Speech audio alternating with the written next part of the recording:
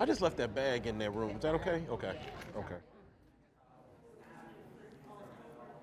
Okay.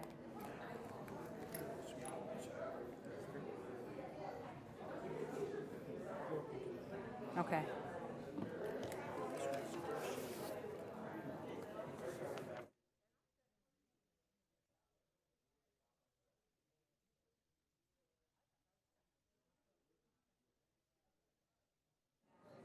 I'm gonna go ahead and get started since we're live.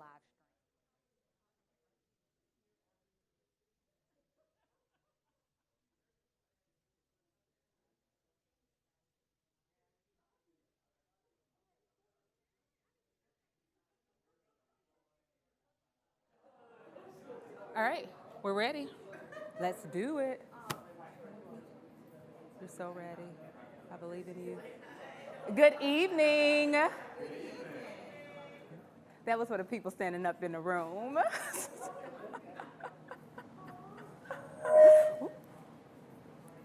Good evening, good evening, good evening. Individuals are coming in. Thank you all so much. I'm so happy to be with people and not just on Zoom, but we have people watching us on Zoom. So thank you all so much for going through everything to keep us safe with the COVID testing and those pieces. I am Dr. Aisha Yandora. For those of you who don't know me, I am the Chief Executive Officer of Springboard to Opportunities. And thank you all so much for coming this evening. And it's really just great to have you all in this wonderful space as we are going to do a night of storytelling. In All About Love, Bell Hooks wrote, definitions are vital starting points for imagination. What we cannot imagine, we cannot bring into being. A good definition marks our starting point and lets us know where we want to end.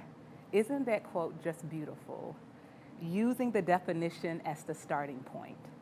And that really is what Springboard's narrative work is all about, allowing women, mothers, to define for themselves their joy, their struggles, their dreams on their own terms, not being limited by definitions that others want to impose upon them.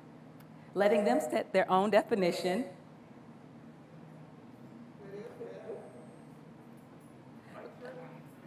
Letting them set their own definition of who they are, owning that power, and not allowing it to be owned by anyone else. And in defining their definition, they can unlock their ability and set big goals, big dreams.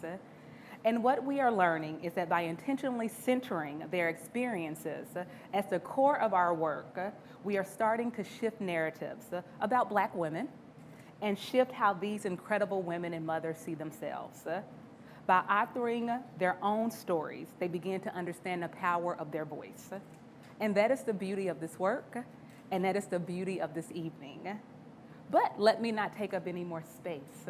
Let us get to the storytelling, which is really what we're all here for. We're here to hear the beautiful stories.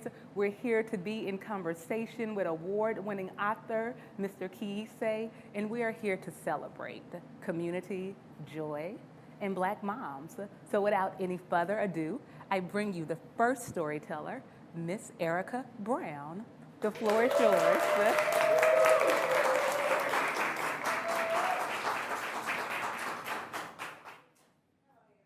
My name is Erica Brown. I'm from Minnehaha, Mississippi, but I moved here to Jackson, Mississippi in 2014. The reason why I moved here is because my daughter was playing basketball, and she decided to come to Jackson. She wanted to go to Callaway, where everyone was telling us, you know, let her go to Lanier. So that's where we end up at Lanier. She's a college student at Jackson State University, majoring in biology pre-med. I have a 5-year-old who is at pre-K. He's doing pre-K. My thing is, when everything go to the point where they can't talk to no one, they can always come talk to me. I tell my kids, if you can't talk to no one else, you can always come to your mom. I want them to feel ashamed. I don't want them to feel ashamed of anything. I want them to be able to come to me, talk to me about anything, not only them, but other kids. My goal is to one day be a counselor. I want to be a counselor. I want to have my own building where kids can come in and talk to other kids, because you have a lot of kids who cannot come and talk to adults or talk to their own parents. But if they can come in and talk to other kids that's going through the same thing that they're going through, they feel a whole lot better. My son has a dream that he wants to be a football player, not only be a football player, but be in the band at Jackson State with his sister. My daughter, like I said, she's at Jackson State to be a biology pre-med, to be a surgeon. She wants to be a surgeon for the NBA or the NFL. If that doesn't work, she doing dual credits. She wants to be a teacher, to have her own business in teaching, or her degree in being a teacher, or have her own daycare business. And I feel like she see what I go through, so that's why she's pushing hard to be better and do better in her goal. Thank you.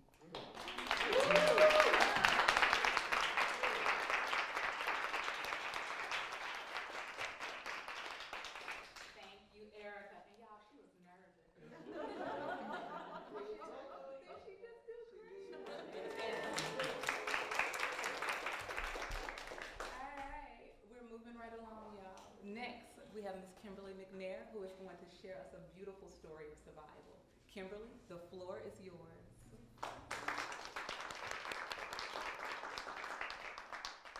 Hello, everyone. At the speed I was going, I could not make a sudden stop. I was passing through a green light when I saw just about 50 feet ahead a car getting ready to make an illegal U-turn in the middle of oncoming traffic. I had to think fast, and I felt myself about to panic. I quickly turned my steering wheel left to avoid hitting the car head on. Then boom, we crashed. I remember screaming as it was happening, along with me pressing the brakes as hard as I could. I could hear my sister on the car phone asking if I was okay. At that moment, I did not know if I was okay. I was sure that either the other driver or myself was seriously hurt. My airbag had exploded. There was smoke coming from my hood. And I felt a burning sensation on my arm. For a moment, I did not know if it was broken or not. I sat there scrambling and looking around because I was in shock. I did not know whether to sit still or get out of the car. The other driver was first to come over to me and ask if I was okay. His glasses were cracked, but he looked perfectly fine to me. Once I saw that we both were okay, I went from being worried to being angry. I was angry because I knew I did not have any car insurance, and he did not have any either. I kept asking him, "What were you thinking? What were you thinking?" My car was totaled. A few weeks before this happened, it had been on my mind to purchase some car insurance. I would say to myself, "Okay, you can afford it, get on it." But I kept putting it off. I guess I thought I could avoid careless drivers. At that moment, I wanted to beat myself up. I knew better. I wanted to burst out in tears. So many thoughts ran through my head at one time. How will I get to work? How will I take my kids to school? How would I run my errands? I thought of all the bad things. Once I calmed down, I reminded myself that I am blessed to have survived such a tragic accident and come out with only minor burns. I was blessed that my kids were not in the car with me. I'm not the type of person to cherish materialistic things, but a car is a necessity for me and my family. Sometimes my kids may miss the bus and need a ride to school. I use my car to go buy groceries and household products. I have my own business, so I have to go to Walmart and Sam's all the time. 25% of my day involves using my vehicle. Although it was a stressful situation, I did not stress as much as I would have had it happened months ago. I knew I had the extra funds coming every month from the Mother's Trust program. Getting the extra money assured me that I would have the finances I needed to get another car. Having this extra money gave me peace. It gave me stability. It gave my family security. It gave me relief. It felt good to have this help. I knew there was money available to me, and it was meant to help me through things like this. I did not have to lose sleep from worrying about how I would get another car. My kids and I did not go without. The money was there. All I had to do was find a car and withdraw some cash. Sounds like a simple process, huh? Well, it was. I strongly believe that everything happens for a reason.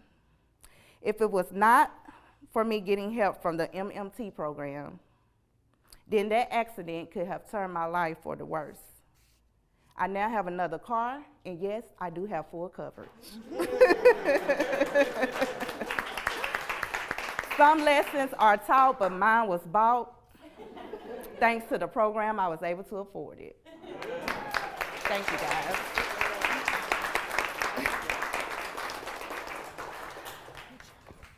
Oh, Kimberly, that was so good. Thank you. I was in the wings, like, ooh, hold it together. All right. Y'all, that is really the beauty of this work that we are doing, providing moms the breathing room to know that if an emergency happens, they're good. And it's only possible because of our friends and our partners and all of you. So thank you all so much for being a part of our dream team. Thank you so much for always saying yes whenever we need something, whenever we ask. And thank you for small bets that return on investments again and again and again. Because it's really a gamble, what we're doing. But the dividends and investments keep returning. So thank y'all so much. Thank you. All right. Y'all, we're gonna keep it going. But before we keep it going, we have the Mayor of Jackson here to provide remarks. We have to honor our partners and the individuals who make it possible. So we will ask Mayor Lumumba to come up and provide some remarks for us.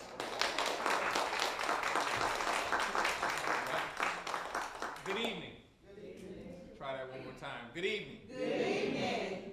This is truly a joyous occasion to be here, not only lifting up these stories, but you know, this is one of the programs, and I shared this early with Aisha as we talked about this pilot program. This is one of the programs that as I travel the country, I brag on the work that's happening here, right? And I would not share that with you if it weren't true. I learned about the guaranteed income model through a good friend of mine, Mayor Michael Tubbs. Mayor Michael Tubbs, who was the former mayor of Stockton, California, who was championing this work, understanding, as I understand, that the greatest form of violence that we can inflict on anyone is that of poverty. Poverty manifests in so many harmful ways that break down communities, break down individuals. And so this is the work that we have to be centered on. I think that as a nation, we have gotten it wrong. I think the metrics that we use to determine success and failure, when we look at cities, we look at whether you're building new edifice. When we look at the nation, we look at what does the GDP or the stock market look like.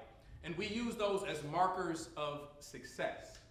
And the reality is that we need to be able to look at sustainable development goals, whether or not there's access to the things that families need, whether or not there's access to things like fresh fruits and vegetables, whether people have sustainable infrastructure, and whether we are able to reveal a dignity economy. These are true metrics of whether an economy, whether a city, whether a community is thriving. And so I'm happy to be a part of this. I look forward to this growing and expanding. I look forward to you taking these stories and pushing back on counterproductive narratives that say things like when you give money to people, that they won't get a job, or, they're not going to do this, when the reality is that this not only provides stability for those mothers, but we know that the mothers provide stability to our cities and our nations. What a mother teaches the child teaches the world, right? And so I think this is just a beautiful moment. I'm happy to be a part of this, happy to be able to bring greetings on behalf of the city of Jackson. And what you learn here, we're gonna put pressure on our city council so that we can sustain this and expand this as a city program. All right, thank you very much.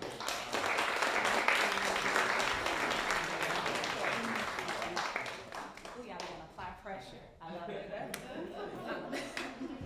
So someone just in the rafters where I'm standing, someone just asked me about the portraits behind me. And for the individuals who are via Zoom, I'm sorry, but we also have a photo exhibit happening as well here this evening, because we believe that storytelling and narrative happens in many forms.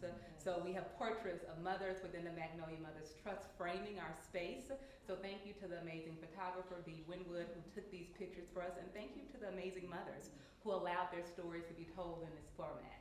So after we finish our actual narrative work of storytelling, you'll have an opportunity to view the exhibit and talk to some of the moms who are featured and captured so beautifully. So, as we keep it going, we have Coco Brown, who is going to bring you a beautiful story of motherhood and how she was able to say yes to her kids and yes to herself.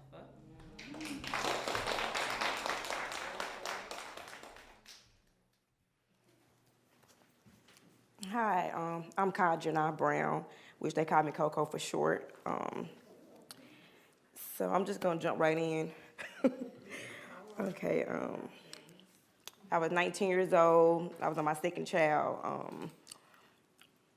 I was in high school. I was like, I don't want to do it no more. I dropped out.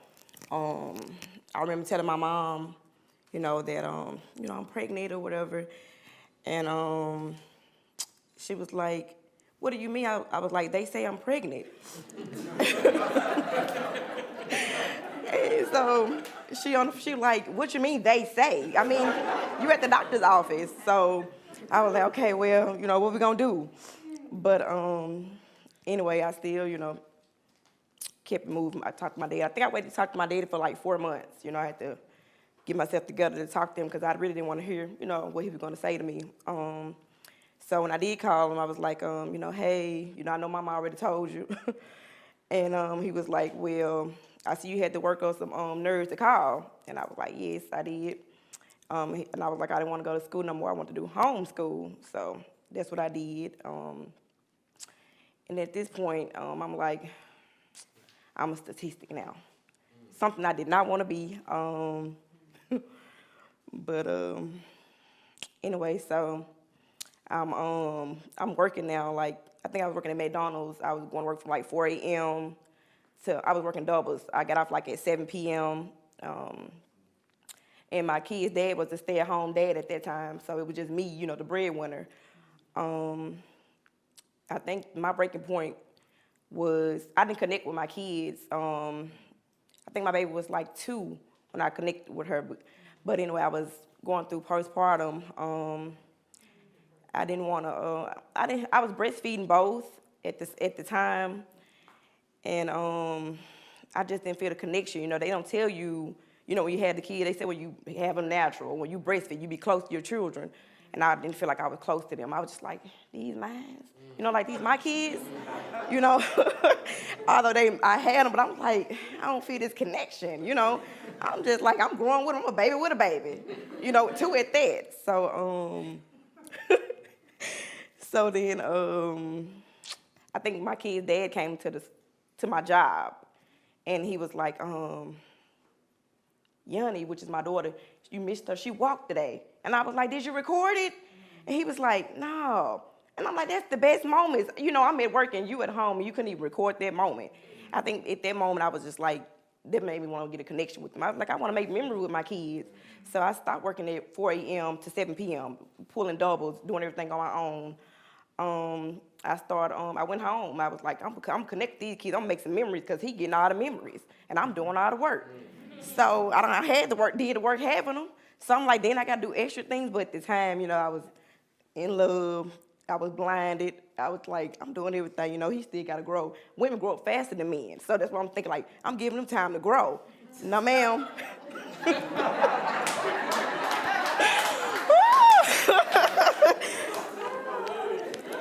And so I remember my mom was like, listen, I'm not fatting no frog for no snake. You know, you need to tell him he got to do better, you know. So I'm like, okay, I'm going to tell him, you know, but I'm doing it my own way, you know. I'm going to push him out there because I'm going to be the stay-at-home mom now. He going to be going to work, you know, because I'm finna continue to work on, you know, my kids, getting connection with them. But I think it took some time for me to spend some time with them as well. I didn't get a chance to spend that time with them because I was working and going to school, you know, so I was like, I got to do what I got to do for the kids and provide. So after he told me that and he didn't record it, that was it. That was it. I was like, okay. I started going, take my kids for walks, take them to the park, shopping. You know, I was like, dressing up these kids is fun, you know. So, so then I was like, okay, well, that's what I'm going to do. So, yeah, I didn't picture my life like me having 2 kids and that's it. I wanted to be married first, then have kids, have my house, but it did not plan out that way, you know. I was done with Disney Channel, you know. They tell you how, they set these statistics up like you're going to have a boyfriend, y'all going to be together for a while, you know. At that time, I didn't take precautions like getting on birth control, things like that, but, you know, it was too late when I told my mom, you know. I'm like, I'm pregnant, so that was the problem. But so far, you know, motherhood, I think I grew up with them. You know, you're going to make mistakes, but at the same time, you know, they're going to love you anyway. So that's where I'm at. I have a 3rd baby now, and I thought it was going to be, you know, easy. I done forgot everything. I'm like, my oldest 10. Now I done started over, and I'm like, I need some help. I was like, I don't remember none of this. Even though I breastfed him, I was like, I felt more connected, but I still went through depression. But I think my daughter, you know, if I wouldn't have probably got that connection when she was smaller, she wouldn't probably be able to connect and know that I was struggling this time with the last baby. So she came through, you know. I was like, when I need, you know, time to take a bath, things like that, my daughter, she was there. So I think that connection really turned out pretty well. So, yeah, mother of 3.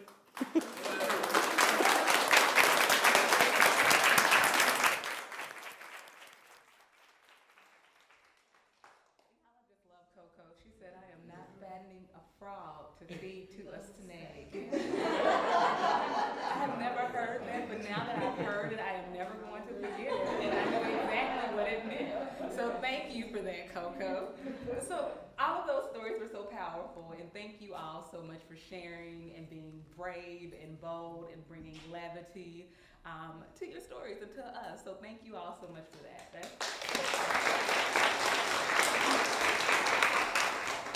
And so since we're talking about the power story, I am so excited that we actually have an expert here to share with us as it relates to storytelling. We have homegrown Jacksonian writer Kiese Laymon.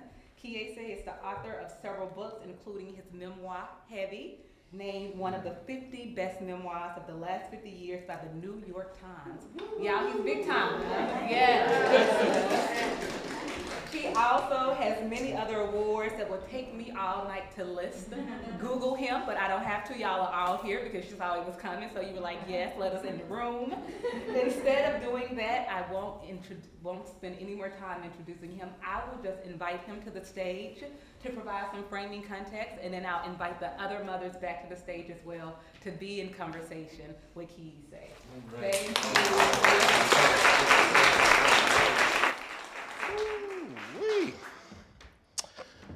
Oh boy. I talk to people for a living, but I have never felt this anxious or nervous because the storytellers who just preceded me did everything that I went to school for about 20 years to try to do. My mother was 19 years old when she had me, probably about a mile and a half that way. She was a sophomore at Jackson State University. And you know, if we're telling stories, I'm gonna tell a few stories too. And you let my mama tell it. The first time she met my father, they just kissed. And 9 months later, I was born. That's still the story. That's still the story Mama tells me. My father tells a slightly different story. But what I want to say about what I just heard is that, you know, my mother went on to become a professor at Jackson State University. And she was one of those professors that does not play. And she played even less at home. So I was one of those kids who, like, you know, I was dying to go spend the night at other people's houses because they, not just because they had cable, but because they had TVs. You know, my mother was like, you want to watch TV? Literally, she'd be like, draw a picture of what you want to see, you know, and tell us a story about that. At the time, of course, I despised that. But one of the things that my mother did that actually was paradoxical, was bittersweet, and I hear it so much in these stories that we just told.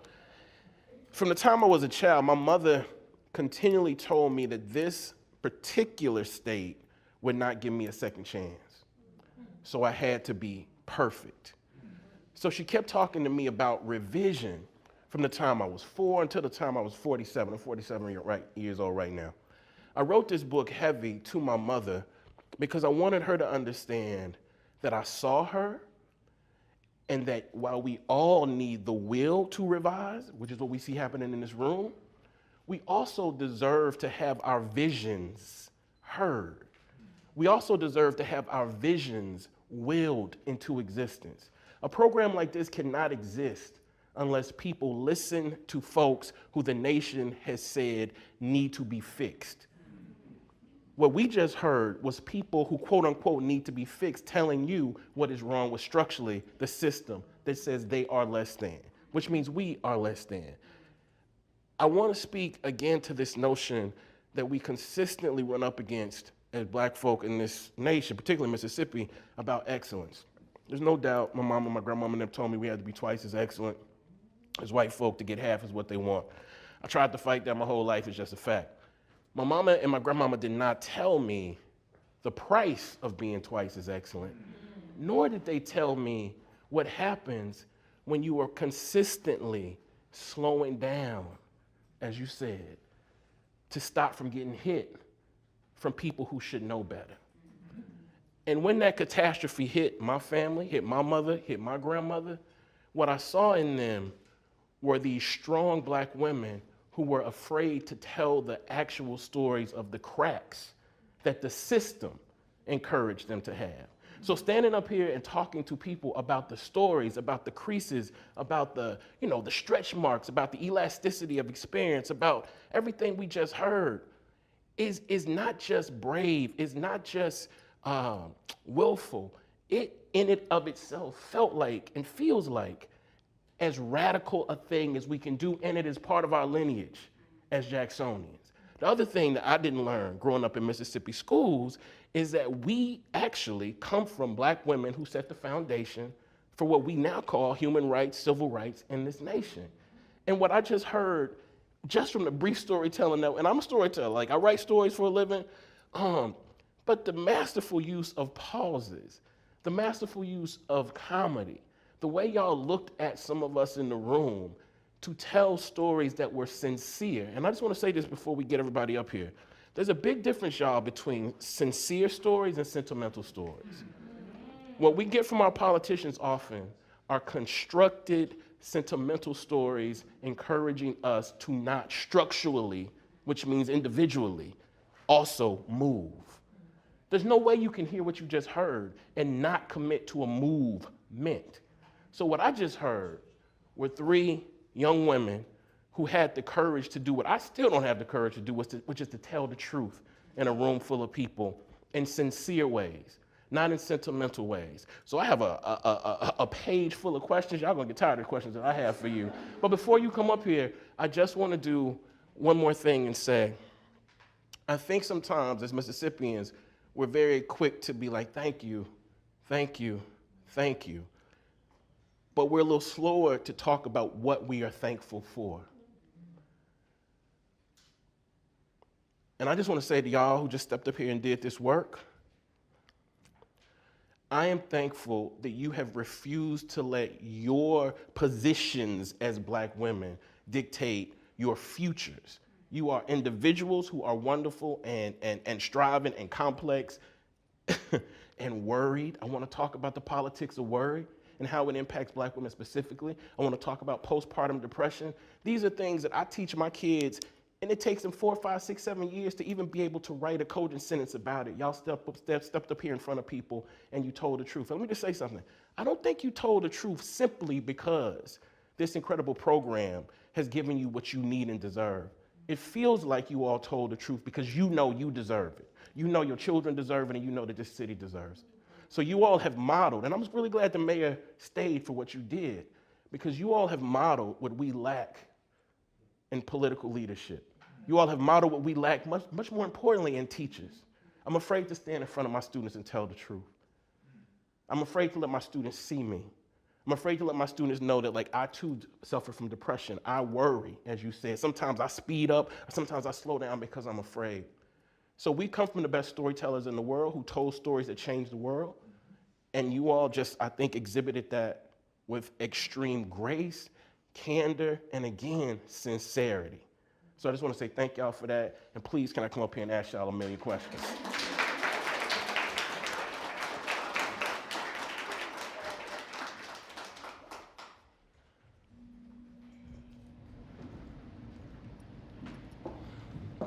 How y'all doing? Thank you. Can I call you Coco? Sure. Okay. I just wanted to make sure. All right. And again, y'all, like, I work from this model of, like, if people you don't know ask you questions, you do not have to answer them. But I was very, very much taken, Coco, by the way you stood up here and talked about postpartum, and you talked about the inability to connect, right, with your children. And I'm interested in whether or not there was any fear in talking to us about it, and if that fear in talking to us about it, like, manifest, like, did you have to, like, push yourself to do it, or you just like, hey, this happened and I'm gonna tell it? Well, it was like, when I first went through it, I couldn't tell no one. You know, I had to pretend, you know. I was like, man, I don't know what I'm doing. Every time my baby get on me, I'm just like, oh, hurry up, you know. Yes. So, but, but I know he had to eat, but I was just like, oh. I knew he had to eat, but I was like, oh, you know, like, hurry up. And then at this time, I was breastfeeding both. So I was just like, every time he drank one side and she get upset, you know, I was just like, oh my God, it was ridiculous. I was like, both of them crying because he drinking more milk than she is. And I was like, you got to help me win from one of them off of here. And you know, it can't be the little baby, so it got to be the big one. Yes. But yes, it was coming up here today, I was like, I'm going to tell my story today, you know, because I went through it. Because at the time, like, I read about it, but I didn't understand I was going through it at that time. Until I just stepped back, I was like, I was going through that. You know, I was embarrassed because I thought I was supposed to connect with my children, and I didn't do that. I wasn't connected to them like I thought I should be. Yes. So today I was like, I'm going to tell my story. I didn't connect with them, but, you know, we connected now. They come and tell me everything now. I love that you talk about embarrassment because, Erica, you initially started the conversation off talking about shame. And I'm interested in whether or not, like, shame is something I think if we talked about people in this room, there's a lot of ways to get around talking about that word shame and what that word actually does to our insides. Can you talk to us a bit of how you prepared yourself to talk to your children about shame, which is what you said you did. You talked to them about shame. Don't be ashamed. How did you prepare yourself to talk to your children about shame? Well, my daughter, who was 20, I always told her when she first came, when she first was born, I'm your mom. Mm-hmm. And if you don't feel like you can't come to me, you don't feel like you can't come to me because I'm your mom. Right. If I can't love you, who else gonna love you like I can? You know, you have a lot of kids who don't have that, and I don't want my kids to feel like they cannot come to me. Right. Even though she's 20 and in college, she's still mine. She's still my daughter, and I want her to feel like because I'm in college and I'm doing my own thing, she might have a day that she can't talk to nobody. I don't want her to feel like she can't come to me. Yes. Cause I'm gonna be there. You know, and you have a lot of kids who don't have that, and I don't want mine to feel that way. And you know, one thing that I wondered when you were talking was whether or not you ever felt the impulse, and I'm sure you're gonna, I think you might say yes. Well, you know, black mamas more than anybody in the world, you know, have to carry sometimes the weight of the world. So how do you carry the shame that young children and young folks are going to invariably feel when you yourself are dealing with the weight of a world that wants you to be persistently ashamed of who you are? Well, my daughter is my motivator. I feel, ooh, And she tells me, Mom, you missing your calling wow. of being a counselor, because every child that I have in contact with, always come to me about their problems. And once they talk to me, I try my best to give them some positive feedback. Yes. And that's why I'm shooting my goal to be a counselor. I love it. I love it. And you said your daughter's in the band? No, my daughter's in college. My son, who's 5, wants to be in the band. Oh, wants to be in the band. Okay. Okay. He don't fall in love with Jackson State. I feel you. And Kimberly, you know, again, you talked about worry. You talked about a lot, but what I heard was, I mean, you know, we spend years trying to create narratives. And when you first started telling that story, I was like, is this a metaphor? Like, you know, that you're going fast, you're slowing down, but other people are not. But it felt so much like what we expect, particularly from Black women in the South, right? You need to be looking out for everybody else who's going too fast. You need to slow down because other people will not slow down. And when other people refuse to slow down, you got to take responsibility for that in your house and other people's homes. Can you talk about the worry and what worrying about insurance and cars actually does to you and your relationship with children? Well,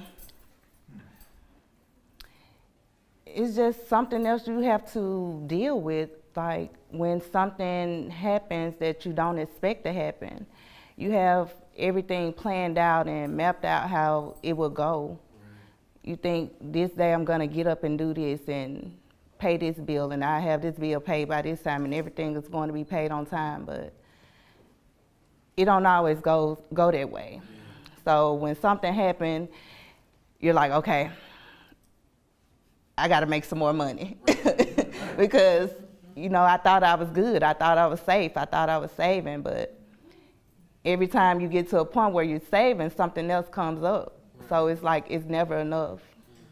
And your kids are looking at you as the person who has to provide everything. They're not thinking about how you're going to get it. They just want it. So that is where worrying comes in my life. I just don't want my kids to go without, and I don't want to have to go without. I feel that deeply. And I want to ask this of everybody, but I want to start asking with you, Coco. Because, you know, often we kind of like fetishize this word joy. Like people just say joy, and I think we think it means happiness. But for me, joy means something much more whole than happiness. And I felt a radical kind of joy listening to y'all speak, because you all actually told those stories joyfully, right? Like you didn't even come off, you came off did you come off the dome with that, or did you have it written down? I came off the dome. That's what I thought. That's what I thought. I'm like, you definitely came off. And but there's an importance to me for that, because I'm interested in, of course, you know, we talk about improvisation. That's something that we all, you know, Black Mississippians, we have to exist. But I want to hear you all, if you're willing, to talk about your visions of joy. So we've talked about how you might be in a different position now than you were. But I think it's important for us to always listen to Black women talk about what their joyful dreams are tomorrow. Not this notion of like, you got enough today. You go, like, what more do you want to make you and your families joyful? And it doesn't have to be material things. It could be. But I'm wondering, like, if you can talk a little bit more about like what you need and want to be joyful, radically joyful. I would say joy to me is creating memories. Yes. You know, places, taking my kids places, you know, that I haven't went to. And just making memories. That's my joy. You know, I like to have fun. Yes. And my kids like to have fun. So yeah, we like to go places. Right. You know, I'm outgoing. I like to go. I'm spontaneous. We go. You know, that's joy to me, making memories. Right. You know, this incredible writer, sister named Treva Lindsay, just wrote this book called America Goddamn, playing on like Mississippi Goddamn. I hope I can cuss in here. I'm like, I'm like, you can't take that back. You know, I'm like, my grandmama lived down the street. I hope she not. Okay, but that's the title of a book, Grandmama. But one of the things that she says in this book is black women, no doubt in this nation, have had to deal with engineered, unlivable living. And the wonder is, in the face of engineered, unlivable living, black women have refused to unlive, right? We've refused to say, we're gonna die on your conditions. That to me feels heavy, but it also seems like packed with the kind of joy.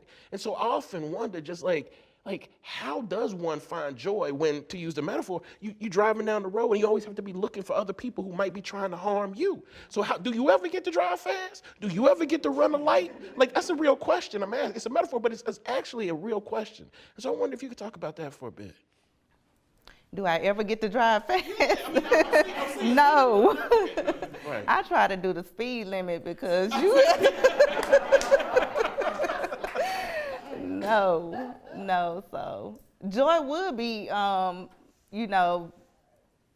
focusing on people that's in your car. Yes.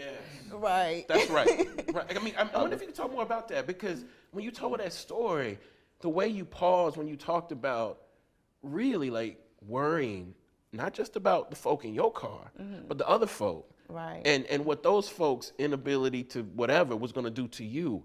And so, like, yes, like joy, my people in my car are safe. Right. But does worrying about what other people are going to do to you, again, this nation structurally, does it impede on your ability to keep those folk in your car safe? It does. It does every day, because it's just not safe. Whether you're driving, whether you're stopping at a store, it's just not safe out here. So it will be joy to be able to go outside and not have to look around and watch, my every move, and watch everyone around you, not trusting anyone. Right. So that will be joyous to experience that. I feel that.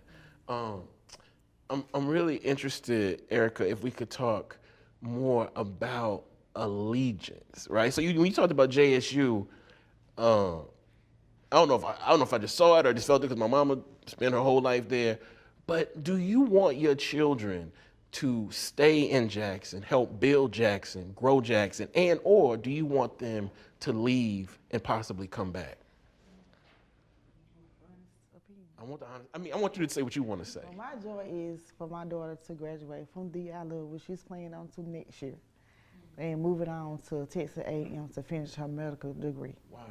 And my son, he's 5, his goal is to, once he finishes school, to finish at Jackson State as a football player or in the band, and move on to his further degree. But like I said, he's 5.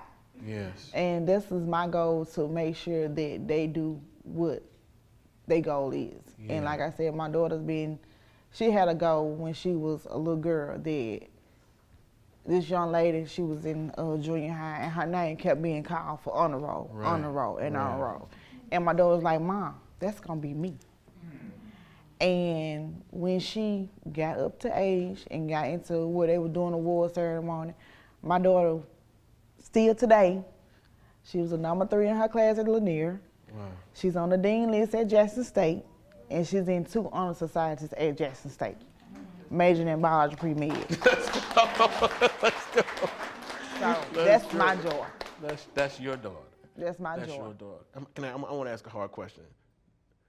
When your daughter looks at you, what do you think she sees as joyful? A proud mom. Pride. I feel that. My mother, again, she was 19 when she had me, and we went through it like a lot of parents and children go through it. But I always had a grandmother who raised that young woman who had me, 3 other kids, and I always felt that when I was at a lack of what I call responsible love, I could go to my grandmama. It wasn't until I was in my 40s that I realized my mama had a different mothering than I had grandmothering from that person. My grandmother, she'd raised 4 of her own children. She'd raised her sister's children. She raised the community in Forest, Mississippi. So I came up and I did this thing that a lot of us do to, I think, grandmothers, which is we romanticize, you know? Mama loving me like this, but grandmama loving me better. That's really true. That's really, it was really true. It was really true. But when I listened and I started asking my mother and her sisters about the mother that raised them, she talked to me about seeing that grandmother / mother be understandably irresponsible. Nobody is raised learning how to raise children. Do you know what I'm saying? And what I fear in this nation is that the people who I think the nation has designed a nation to harm most acutely, we then ask the most of. You ask the most of the people you've structurally told to stay in their place. You all have refused to do that. And I'm wondering if you can talk about why. That's a hard question. The reason why I am the way with my kids is because I started out raising kids at an early age. My sister had 4, and the relationship that they have with her is not like a mother relationship. And I always told myself, if I ever have some kids, I'm gonna make sure I have that mother relationship with my kids. So that's why I'm so strong with my kids, not only my kids, but other kids as well. I feel that. So I feel that. I mean, a relationship with your child is real strong. Yes. And I feel like every mother should have some type of relationship with their child. Yes.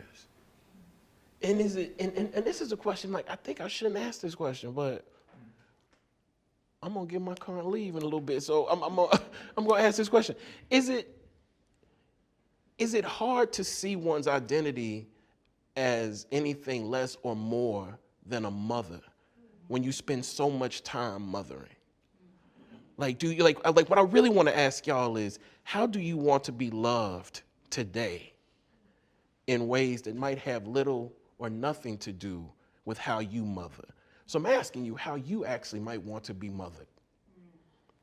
Do you see my question? Like, how do you all want to be loved today in ways that you are not loved? I'd be mad if somebody asked me that question, but well, what do y'all think about that? I feel like this. I was hoping you were gonna bring it, Coco. Come on. Okay.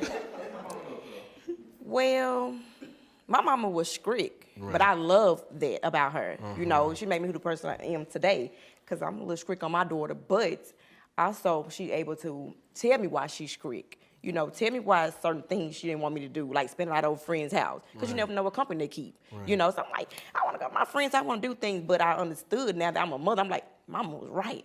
Or if something happened and I'm like, my mama told me, you know, it's just like keep hitting in the head, like, she done already told me, you know. But, you know, me, on the other hand, I would say, like, my dad probably whooped me more than my mom. I think she probably whooped me twice in my life, but my daddy probably did more of the whooping. So I was like, I ain't gonna do this to my kids. So it's just certain things I can pull, but as far as being a parent, who to say is the right or the wrong way to raise a child? Because, you know, I feel like I shouldn't whoop them for everything. You know, I feel like I have to talk to them. Tell them why I'm whooping them, because sometimes you just hit them. They don't know what they're getting hit for. You got to explain things. You know, my dad did that. He explained, like, when he whoop you, I'm whoop you for old and new, but you did such and such, you know. Right. That's but, real. you know, me being loved by my children, you know, I feel like that's just like when I fix them something to eat, even though they eat all the time, they're like, Mama, I love you. You know, that's comforting to me, like, they happy. I fed them today. Or, you know, I buy them something in the store, and, you know, they be, I'm happy, Mama rich. Knowing, you know, I'm not rich. But I'm like, baby, you know, it don't grow on trees. But it's just, I want to be loved the way they love me. You know, I can't take that from them. However they love me, I know that. So how my mama raised me, I love her for that. So that's my backbone. I feel that. Yeah. My mom was strict. She was real strict. I think she got even stricter when my sister had her first child in high school. And I feel like she taught me, you know, my mom was like, that's your baby. I'm not finna keep it, you know, you do what you gotta do, I'm not finna do all that. And it taught me to be a strong mother for my kids. Yeah.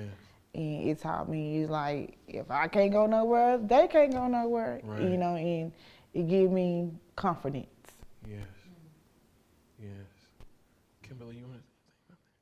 Well, they said we didn't have to answer the question. I feel okay. You're right. You're right. You don't have to answer that. I did say that. No pressure. No pressure. No pressure. But what do you mean when you say being loved by your kids or being loved by the world? Well, I wanted to push it beyond being loved by kids because I see y'all up here, standing holy in a love for your children. Right. And you can see that your children love y'all back. And I think what's hard for a lot of us in this nation is to realize that every single black mother in this country is a black mother and something else. And so I wondered if it was possible to talk about the something else, not neglecting black motherhood, but asking you how else you might want to be loved in ways that don't have anything to do with mother. Well, I want to be loved for the energy I bring, the positive energy. No matter what I have been through, I still come around with a smile and happy, and I don't bring my burdens on someone else. Yes. So Yes. love me for that. I feel that. One of the things, okay, what is this the last question? This is a personal, selfish question. My mother is why I'm up here talking to y'all. You know, without her, I'm not up here. But I think sometimes the hardest thing for us to do is to love and adore our parents and acknowledge that they made mistakes, right? Like parenting is a mistake-laden endeavor.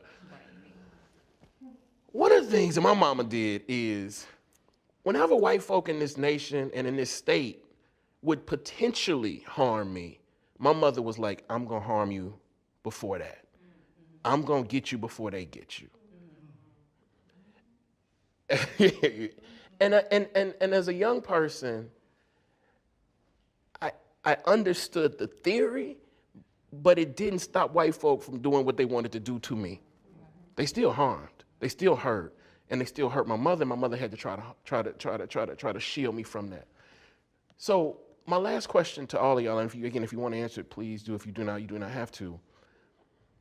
Do you ever feel that you are sometimes disciplining your children to save them from what this nation is going to do to them? And how do you explain that to them while disciplining or post-disciplining? And really, the tougher question is, do you have any regrets about that disciplining? You notice the air condition came on then, right? Do you understand the question? Y'all understand the question? I'm interested in this idea of, and I carry it with me now as a grown person. Like, like young people who look up to me, I'm like, I want to be hard on you because they're going to be harder. But what actually sometimes happens is I end up harming this young person, and they end up getting harmed out anyway from these folk, like because it's hard to protect your people from that power structure. But I'm interested in how you talk to your children about the fact that yes, there are structures, which means there are people collectively out there who do not give one damn about y'all or your children, and you have to do everything possible to make them feel self-determined, loved, and cared for because of this. But how do you talk to your children when it feels sometimes like I'm getting it from my mama, I'm getting it from the state, I'm getting it from the police, I'm getting it from my mama, I'm getting it from the teachers, I'm getting it. How do y'all talk about that really hard, I think, juxtaposition between being young people in this nation, who I think the nation has decided are disposable, and you all trying to protect them while also sometimes harming them while protecting? I'm not saying that about you. I'm saying that was my upbringing. What do y'all think about that? Yeah, I know a lot of times when you have to discipline your kids and you go to your mom or someone for help and guidance, the first thing they say is beat them. Right. But you don't want to always beat your kids because you feel bad after that whooping. You feel like the aggressor or the person that's hurting them. So I haven't really gotten to the point where I have talked to my kids about what they will face Yes. as young men.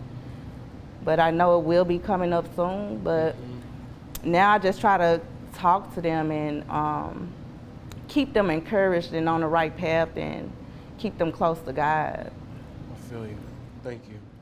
Me, I tell my son, you know, I don't want him to be a statistic or whatever. I be like, cause sometimes he get upset cause he get picked on, cause sometimes he's quiet, but just because if he don't know no one, he'll be quiet or whatever. But then, you know, they want to pick on him and he will fight. And I was like, they gonna look at you as a violent person, and you're not. Right. I understand that you're, you know, trying to protect yourself, but you know, he a black boy. They gonna look at him violent. That's it. They don't care why he violent. They don't care what happened to him. He a black boy. They gonna be like, you know, that's how he was raised and things like that. So I have to explain to him, you know, tell the teacher, you know, come home and tell me, like, don't take it to that level, because I don't want them to have a label on you, because that's not you. I said, they can take everything else, but they can't take your mind. You got to stay in school, you know. That's what my dad always told me, your mind is your weapon. So they can't take that. You know, they can label you, can do all that, but what you see yourself, that's it. They can't win with that. I love it. I love it. Thank you. Well, my daughter was coming up, I always told her, every year it's going to get harder. Every year it's going to get harder. Every year it's going to get harder. The higher you get, the harder it's going to get. Right. So you have to be careful. And I always told her, everybody ain't your friend. You know, right now while you in school, you don't have no friends. You have associates. Because once you get to school, y'all talk. But when you go home, they at home and you at home. And I teach her, you know, every day that everybody ain't your friend. You in college now, but you still don't have no friends. Because right now, when you leave college, they at home, you at home. Half the time you ain't gonna talk to them. You know, and I always tell her every day it's a struggle. Every day it's gonna get harder, and you have to push whatever you want. You're gonna have to push forward and strive for excellence. Strive for excellence. That's it. Last thing I want to say to y'all is one. I mean, I just want to say thank you. And you know, when I was in my 30s, I was able to look back at the ways that my mother was probably treated as a young black girl. And I understood as a black boy that it seemed like Jackson, Mississippi, the nation, the world, always believed that black women would recover, but never really asked black women if they recovered. And I just want to say, thank y'all for pushing my imagination beyond talk of recovery, which often assumes that somebody is broken because of themselves. You all have like showed exquisite vision and exquisite revision. But I just want to say as a teacher, like sometimes we skip the vision part and we start talking about how folks need to fix this, that, and the third without asking them what they actually see, feel, and do. And I just want to say thank y'all. And I know people here probably feel the same way, but you loved us ferociously tonight and you didn't have to. So thank you very much. Thank you.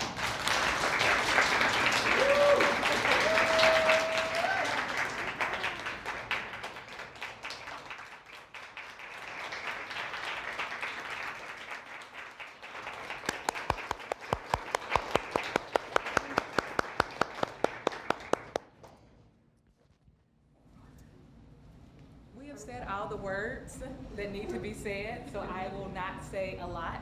I will simply say thank you to our amazing partners who made this possible. Thank you to my amazing staff.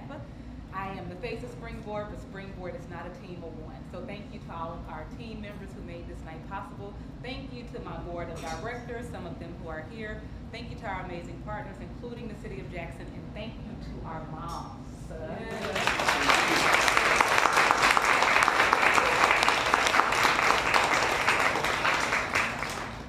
We have big ideas, and the big ideas are only able to be manifested because the moms always say yes.